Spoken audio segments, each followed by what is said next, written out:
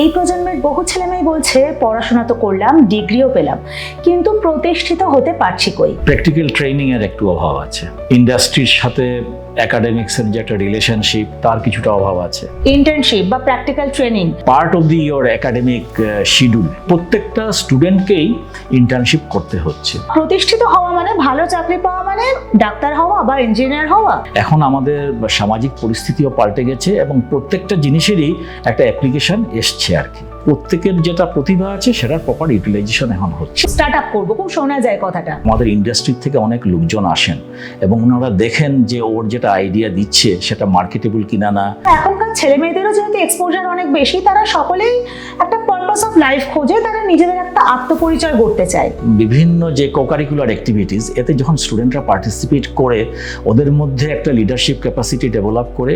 আপনি কি মনে করেন এখানকার ছেলেমেয়েরা সমাজের প্রতি সেই দায়িত্ব পালন করবে? আমাদের কমিউনিটির প্রতি যে একটা ডিউটি আছে সেটা স্টুডেন্টদেরকে বুঝিয়ে দেওয়া হয়। আমরা প্রায় শুনি এআই এসে চাকরি খেয়ে নেবে ইত্যাদি ইত্যাদি। টেকনোলজি ইউজ করব, তাকে তারও একটা লিমিট আছে। ভালো দিকটা যেরকমই আছে, তো তারও একটা লিমিটেশনও আছে।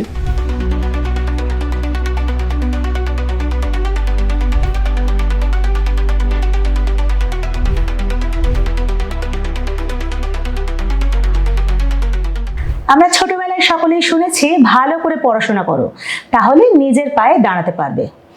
আজকাল এই প্রজন্মের বহু ছেলেমেয়ে বলছে পড়াশোনা তো করলাম, ডিগ্রিও পেলাম, কিন্তু প্রতিষ্ঠিত হতে পারছি কই। কর্মসংস্থান আর শিক্ষা ব্যবস্থার মাঝখানে যেন একটা গ্যাপ তৈরি হয়েছে। এই গ্যাপ কি সত্যিই রয়েছে, নাকি কোথাও একটা বোঝাপড়ার অভাব হচ্ছে? আমাদের শিক্ষা ব্যবস্থাটা কি বদলে গিয়েছে, নাকি এই শিক্ষা ব্যবস্থায় কোনো বদল সত্যিই দরকার? দ্য ওয়ার্ল্ডের শিক্ষা দীক্ষা বিষয়ক নতুন আলোচনায় আমি তিয়াস, এবং আজকের এই এপিসোডে আমাদের সঙ্গে রয়েছেন ব্যারাকপুরের স্বামী বিবেকানন্দ ইউনিভার্সিটির vice chancellor professor doctor Subrata Dey. Welcome sir. Thank you. যে কথা দিয়ে আমি শুরু করলাম, আজকাল প্রায়ই দেখা যাচ্ছে যে পাশ করে ভালো রেজাল্ট করে ছেলেমেয়েরা বেরোচ্ছে, কিন্তু চাকরির সন্ধান করতে গিয়ে যেন নতুন একটা যুদ্ধ, যেন শূন্য থেকে শুরু করতে হচ্ছে। এই গ্যাপটাকে আপনি কিভাবে দেখেন? এই গ্যাপটা হলো আমাদের যে শিক্ষা ব্যবস্থা যেটা আছে তাতে আপনার প্র্যাকটিক্যাল ট্রেনিংয়ের একটু অভাব আছে। হ্যাঁ, যেটা ধরুন ইন্ডাস্ট্রির সাথে একাডেমিক্সের যে একটা রিলেশনশিপ তার কিছুটা অভাব আছে এবং কিছুটা গ্যাপ আছে। দ্যাট ইজ মানে ছেলেরা পাশ করছে, ধরুন একটা বিটেক ইঞ্জিনিয়ারিং ছেলে একটা ডিগ্রি পেলো, পাশ করে বেরোলো, কিন্তু যখন সে বাস্তব ফিল্ডে যাচ্ছে, ফ্যাক্টরিতে যাচ্ছে, তখন দেখছে তার সাথে অনেকটা তফাৎ হয়ে আসছে। তো সেই গ্যাপটা ফিল আপ করার জন্য নতুন যে একটা এডুকেশন পলিসি হয়েছে, যেটাকে বলে নিউ এডুকেশন পলিসি 2020, সেটা আমরা ইন্ট্রোডিউস করেছি আমাদের বিশ্ববিদ্যালয়ে। এবং এইটার পার্ট হিসাবে আমরা যেটা করি ইন্টার্নশিপ, এটা কম্পালসারি হয়ে গেছে ইন্টার্নশিপটা। তার মানে যারা বিটেক পড়ছে বা যে কোনো স্ট্রিমে আছে, অ্যালাইড হেলথ সায়েন্স বলুন, বায়োটেকনোলজি, মাইক্রোবায়োলজি এবং সোশ্যাল সায়েন্স, সবারই ছাত্ররা কী করে বিভিন্ন রকমের ইন্ডাস্ট্রিতে যায় এবং বাস্তব যে সিচুয়েশনটা, পড়াশোনার সঙ্গে তার কি সিমিলারিটি আছে এবং অ্যাপ্লাইডে কি তার অ্যাপ্লিকেশন হবে, তার যেটা এডুকেশন শিক্ষা পেল, সেই ট্রেনিংটা কিন্তু এখন দেওয়া হচ্ছে প্রত্যেককে।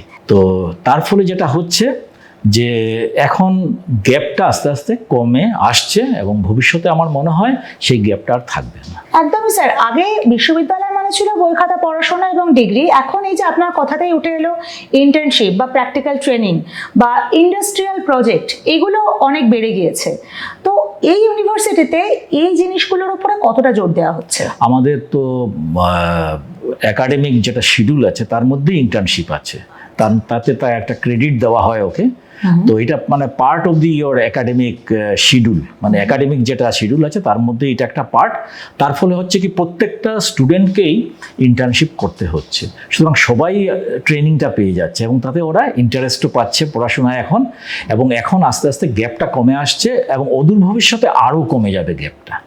এই গ্যাপটা থাকবে না, যে একাডেমিক্স অ্যান্ড ইন্ডাস্ট্রি তার মধ্যে যেটা যুগসূত্র যেটা আমরা তৈরি করার চেষ্টা করেছি বা নতুন এডুকেশন পলিসিতে যেটা করা হচ্ছে, অদূর ভবিষ্যতে সেটার সুফল দেবে। মানে ট্রানজিশনটা অনেক স্মুথ হবে। হ্যাঁ, স্মুথ, শিক্ষা থেকে কর্মজগতে। সেটাই চেষ্টা করা হচ্ছে একদম। স্যার, ছেলে মেয়েদের মধ্যে অনেকেরই ধারণা থাকে যে আমি 4 বছর বা 6 বছর যেই কোর্সটা করে বেরোচ্ছি, তারপরে আমি একটা জব রেডিমেড পেয়ে যাব। মাঝখানে কখনো কখনো আসে প্রশিক্ষণ পর্ব, ট্রেনিং পর্ব। তো তখন একটা প্রশ্ন ওঠে যে আমার পড়াশোনা কি যথেষ্ট ছিল না, যে আমাকে আবার ট্রেনিং করতে হচ্ছে?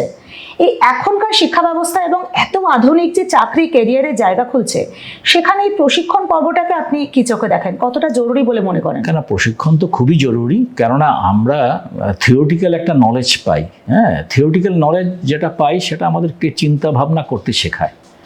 তার থিওরিটা কি, হ্যাঁ, তাকে কি, এটাকে অ্যাপ্লিকেশন কিভাবে হবে, এই শিক্ষাটা আমাকে দেয়, বা চিন্তা ভাবনার শক্তিটা আমাকে যোগায়। এটার একটা প্রয়োজন আছে, কিন্তু প্র্যাকটিক্যালে তার অ্যাপ্লিকেশনটা কিভাবে হচ্ছে সেটারও প্রয়োজন আছে। এখন যারা ছাত্ররা যে সার্টিফিকেট যেটা পাচ্ছে তারও একটা প্রয়োজন এই জন্যই আছে, এই কোর্সটা কমপ্লিট করার পরে তার চিন্তা ভাবনা বাড়ছে, সে তার একটা অ্যাপ্লিকেশনের ব্যাকগ্রাউন্ডটা কি, তার থিওরিটা কি সেটাও জানতে পারছে। তারপরে তার প্র্যাকটিক্যাল অ্যাপ্লিকেশনে সে যাচ্ছে।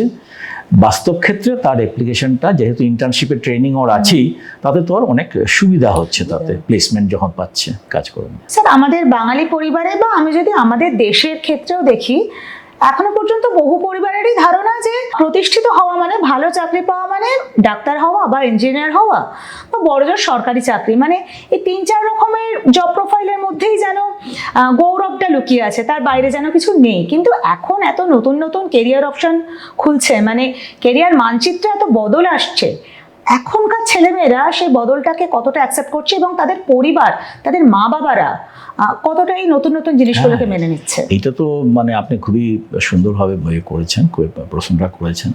এখন অন্য অনেক সাবজেক্ট, অনেক ক্যারিয়ার অপশন খুলে গেছে।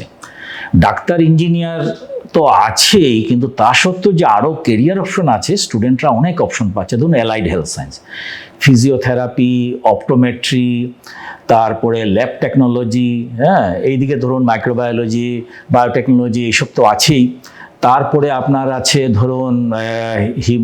ধরুন আপনার জার্নালিজম, মাস কমিউনিকেশন, তারপরে মাল্টিমিডিয়া। তো এইগুলো যে বিভিন্ন সাবজেক্ট আছে, হ্যাঁ, এইগুলো ছাড়াও আরও অনেক সার্টিফিকেট কোর্সও আছে, বিভিন্ন রকমের সার্টিফিকেট কোর্স। সুতরাং কেউ যদি চায় যে আমার ইন্টারেস্ট অনুযায়ী আমি পড়াশোনা করব, সে তার অপশনটা পেয়ে যাবে। আগে যেটা ছিল, আমার অপশন খুব কম ছিল, এখন কিন্তু অপশন অনেক বেড়ে গেছে। আর মানসিকতা একটা সমস্যা ছিল যে ফ্যাশন ডিজাইনিং পরে কি হবে, বিউটি পার্লারে কাজ করে এটা তো একটা নিচু চোখে দেখা হতো, সেইটা কি বদলেছে? হ্যাঁ, অনেক সুযোগ বেড়েছে এখন আমাদের সামাজিক পরিস্থিতিও পাল্টে গেছে, এবং প্রত্যেকটা জিনিসেরই একটা অ্যাপ্লিকেশন এসছে আর কি, তার একটা এমপ্লয়মেন্ট অপরচুনিটিটা এসে গেছে। প্রত্যেকটা সাবজেক্ট বা প্রত্যেকটা যে প্রফেশনে যাচ্ছে, প্রত্যেকেরই একটা ইউটিলিটি যেটা আছে, সেটা অনেক মানে বেড়েছে এখন ইউটিলিটিটা। হ্যাঁ, এবং মা বাবারা বুঝতে শিখছেন এবং তারা উৎসাহ দিচ্ছেন। এবং তার ফলে যেটা হচ্ছে, আগে স্টুডেন্টরা যেটা হতো, অনেক সময় ওর মেরিট আছে কিন্তু সেই মেরিট অনুযায়ী সেটা ইউটিলাইজ হচ্ছে না। অনেকে ধরুন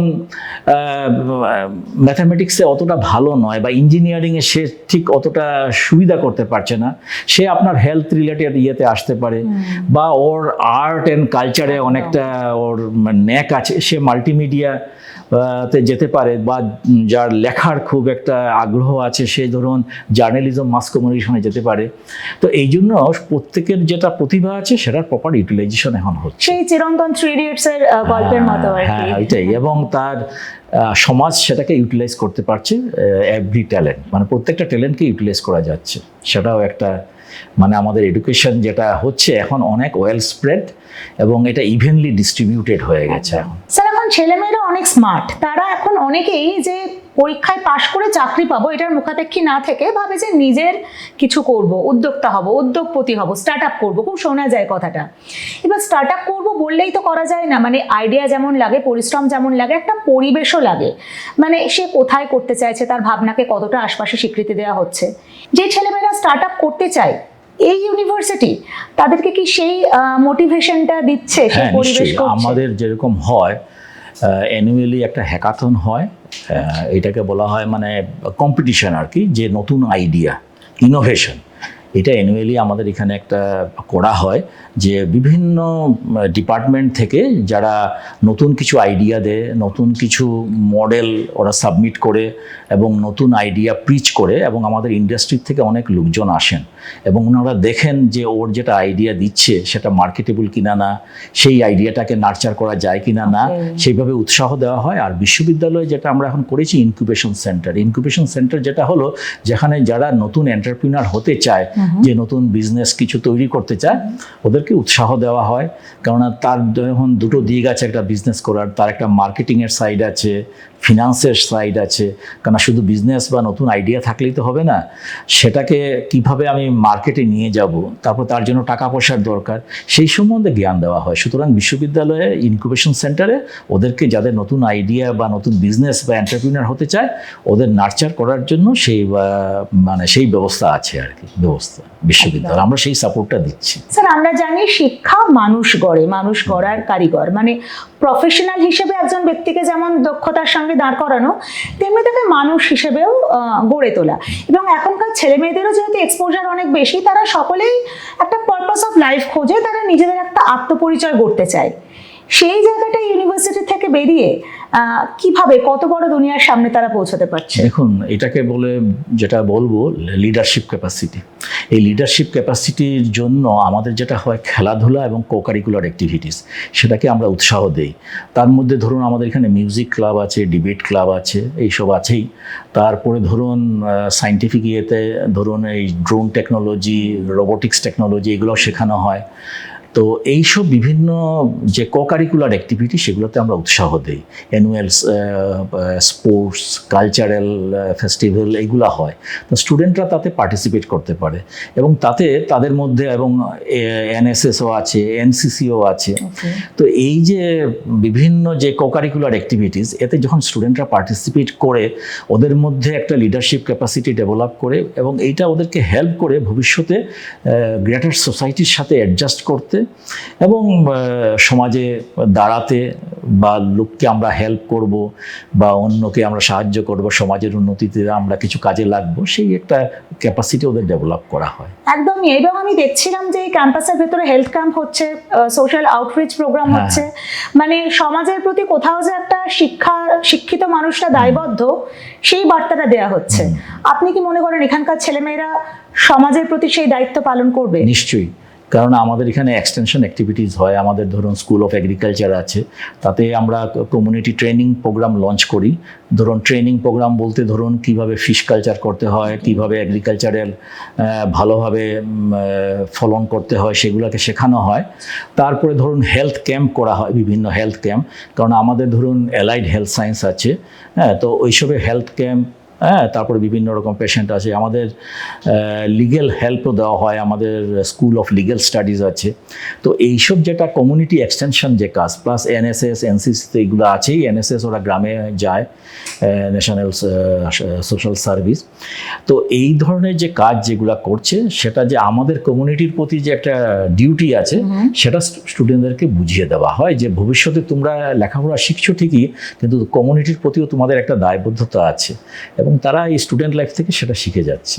স্যার, আমরা এখন এমন একটা সময়ের মধ্যে দিয়ে যাচ্ছি, সময়টা খুব দ্রুত বদলে যাচ্ছে। ডিজিটাল দুনিয়া এত উন্মুক্ত হচ্ছে প্রতিদিন, এআই আসছে, অটোমেশন আসছে, শিক্ষার ধরনটাও রোজ বদলে যাচ্ছে। কর্মজগতে অনেক ভয় তৈরি হচ্ছে, আমরা প্রায় শুনি এআই এসে চাকরি খেয়ে নেবে ইত্যাদি ইত্যাদি। এই যে দ্রুত বদল, সেই বদলের সঙ্গে ইউনিভার্সিটি কিভাবে পা মেলাচ্ছে? ধরুন আমাদের যে এআই এখন, কারণ টেকনোলজি দেখুন সব রেগুলার বেসিসে চেঞ্জ হচ্ছে, আর্টিফিশিয়াল ইন্টেলিজেন্স এটা এসছে, আমরা স্টুডেন্টদেরকে সেইভাবে ট্রেনিংও দিচ্ছি। এবং দেখুন প্রত্যেকটা টেকনোলজিরই দুটো সাইড আছে, একটা হলো ভালো সাইড, আবার আরেকটা হলো কি আমি যদি কন্টিনিউয়াস একটা টেকনোলজি ইউজ করি, নিজের যেটা ক্রিয়েটিভিটি সেটাকেও তো আমাকে রাখতে হবে। নিশ্চয়ই আমি টেকনোলজি ইউজ করব, তাকে তারও একটা লিমিট আছে, মেধার চর্চাটা যেন থাকে, সেটা যেন থাকে, এবং সেটাই বিশ্ববিদ্যালয়ে ইউজ করা হয়, বা আমরা স্টুডেন্টদেরকে সেই শিক্ষা দেই। আমাদের পরীক্ষা সিস্টেম আছে, পরীক্ষা হচ্ছে, সবই হচ্ছে, কিন্তু এআই এর যেটা দরকার, যে আমাদের স্টুডেন্টরা যাতে ইনস্ট্যান্ট হেল্প পায় এআই এর কাছ থেকে। সবসময় ওরা ধরুন 24 আওয়ার্স লার্নিং, যখন কলেজে বা ইউনিভার্সিটিতে আসলো, সে তো আসছেই ক্লাসে অ্যাটেন্ড করছে ঠিকই, কিন্তু তা সত্ত্বেও বাড়িতে বসে অনেক কিছু শিক্ষা সে পেতে পারে থ্রু এআই। তো এইটার একটা যেরকম ভালো দিকটা যেরকমই আছে, তো তারও একটা লিমিটেশনও আছে। তো সেই প্রত্যেকটা দিকই আমরা সবসময় দেখে তার ইউজটা করছি আর কি বিশ্ববিদ্যালয়ে এআই এর। বোর্ডের পরীক্ষা সবে শেষ হয়েছে, অনেকেই মাধ্যমিক উচ্চ মাধ্যমিক শেষ করে স্কুলের পর্ব পার করেছেন, এবার তারা দিশেহারা।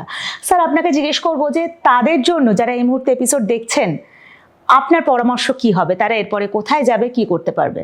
তোমরা যারা স্টুডেন্ট, ধরো এইচএস পাশ করেছো, সিবিএসসি বা আইএসসি পাশ করেছো, পাশ করে বিশ্ববিদ্যালয়ে আসছো বা কলেজে আসছো, তোমাদের প্রতি আমার বার্তা এটাই থাকবে, তোমাদের যেটা ইন্টারেস্ট, তোমার যে সাবজেক্ট ভালো লাগে সেই সাবজেক্টটা পার্সু করো। কারণ প্রত্যেকটা সাবজেক্টেরই একটা ইউটিলিটি আছে, প্রত্যেকটা স্ট্রিমেরই একটা ইউটিলিটি আছে। সুতরাং তোমার যেটা ইচ্ছা, ধরুন গার্জিয়ান তোমাকে বললো তোমাকে ডাক্তার হতে হবে, ইঞ্জিনিয়ার হতে হবে, সেদিকে তোমার যেটা দিকে ন্যাক থাকবে, ইন্টারেস্ট থাকবে, সেই নলেজটা পার্সু করবে। কারণ প্রত্যেকটা সাইডেরই একটা কিন্তু তুমি টপ লেভেলে পৌঁছতে পারবে। You can reach at the topmost level, যদি তোমার সেদিকে তোমার ন্যাক বা ইচ্ছা বা তোমার উৎসাহ থাকে। তো সুতরাং আমি বলবো যে সবারই, সব রকমের ট্যালেন্টেরই কিন্তু অ্যাপ্লিকেশান আমাদের দেশে আছে, বা সব রকমের সাবজেক্টই আছে। সুতরাং কেরিয়ারের ব্যাপারে কোনো চিন্তা করার কোনো কারণ নেই। যারা নতুন পাশ করে বেরোচ্ছ, তোমাদের আগে দেখো তোমাদের কি ভালো লাগে, তুমি কি ভালোবাসো, তোমার কি ন্যাক আছে, সেই সাবজেক্টটা চুজ করো এবং সেটা নিয়ে ভবিষ্যতে পড়াশোনা করো। সেটাই আমার তোমাদের প্রতি মানে উপদেশ, বা বলতে পারো সেইটাই পার্সু যাতে করো তোমরা, সেটাই তোমার প্রতি উপদেশ, আমার অ্যাডভাইস। শিক্ষা মানে শুধুই কাগজ কলম ডিগ্রি নয়, শিক্ষা মানে নিজের প্রতিভাকে চিনে নেওয়া, নতুন পথ তৈরি করা, সমাজের জন্য কিছু করার সাহস রাখা। শিক্ষা মানে পড়াশোনাকে ভালোবাসাও। প্রফেসর দেকে অনেক ধন্যবাদ এত সুন্দর করে, এত সহজ করে এই কথাগুলো আমাদের বুঝিয়ে দেওয়ার জন্য। এবং আপনাদের যদি মনে হয় এপিসোড কারো কাজে লাগবে, তাহলে শেয়ার করুন, এবং এই সময়ে শিক্ষা সংক্রান্ত আপনার ভাবনা চিন্তা কি রয়েছে তা আমাদের কমেন্ট করে জানাতে ভুলবেন না। ততক্ষণ দেখতে থাকুন দ্য ওয়ার্ল্ড, কারণ খবর এখন এখানেই।